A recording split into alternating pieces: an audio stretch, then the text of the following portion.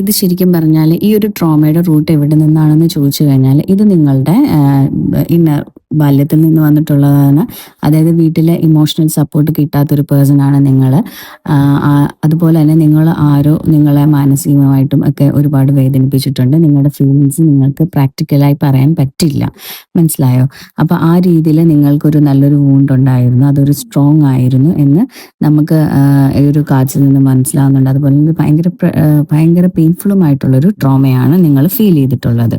വീട്ടിലെല്ലാം കൊണ്ടും ഓക്കെ ആയിട്ടായിരിക്കാം എല്ലാവർക്കും തോന്നുന്നത്. പക്ഷെ നിങ്ങളുടെ ഉള്ളിൽ അല്ലെങ്കിൽ നിങ്ങളുടെ ആ ഒരു ഏജിൽ നിങ്ങൾ ഒരുപാട് അനുഭവിച്ചിട്ടുണ്ട്. അതായത് നിങ്ങളെ കേൾക്കണം, നിങ്ങളെ മനസ്സിലാക്കണം, നിങ്ങളെ അംഗീകരിക്കണം, നിങ്ങളെ സ്വീകരിക്കണം എന്നൊരു ഫീലിംഗ് നിങ്ങളുടെ ഉള്ളിൽ അന്നുമുണ്ട്. അതിപ്പോഴും നിങ്ങളുടെ ഉള്ളിൽ തന്നെ ആ ഒരു വൂണ്ട് കിടപ്പുണ്ട്.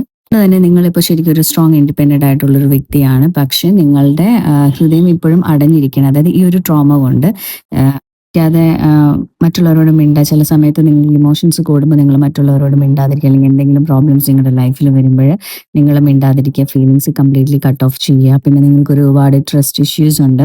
പിന്നെ അതുകൊണ്ട് തന്നെ എളുപ്പത്തിൽ നിങ്ങൾക്ക് ആരോടും അടുക്കാൻ കഴിയത്തില്ല.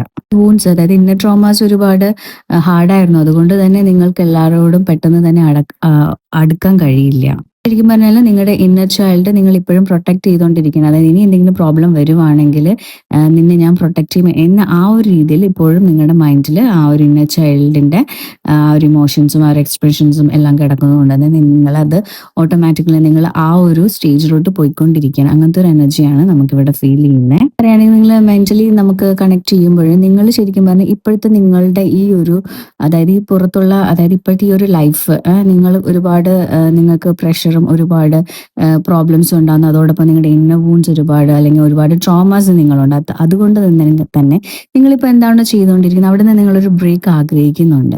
മനസ്സിലായി? അപ്പോൾ നിങ്ങൾ ഉള്ളിൽ നിന്ന് തന്നെ നിങ്ങളോട് പറയുന്നുണ്ട്, അത് നിങ്ങൾ കേൾക്കാൻ ശ്രമിക്കുക.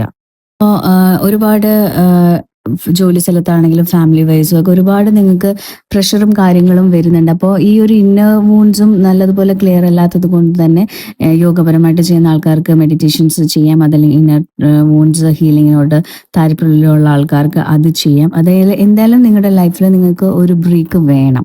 അപ്പോൾ ആ ഒരു രീതിയിലോട്ടാണ് നിങ്ങളുടെ മൈൻഡ് ഇപ്പോൾ പോയിക്കൊണ്ടിരിക്കുന്നത്. അല്ല, ഈ ഒരു ട്രോമ വന്നിട്ടുള്ളത് ഫാമിലിയിൽ നിന്നാണ്. അതുകൊണ്ട് തന്നെയാണ് നിങ്ങളുടെ ഹൃദയം അല്ലെങ്കിൽ ഹാർട്ട് അത് അടഞ്ഞതായിട്ട് നിങ്ങൾക്ക് ഫീൽ ചെയ്യുന്നത്.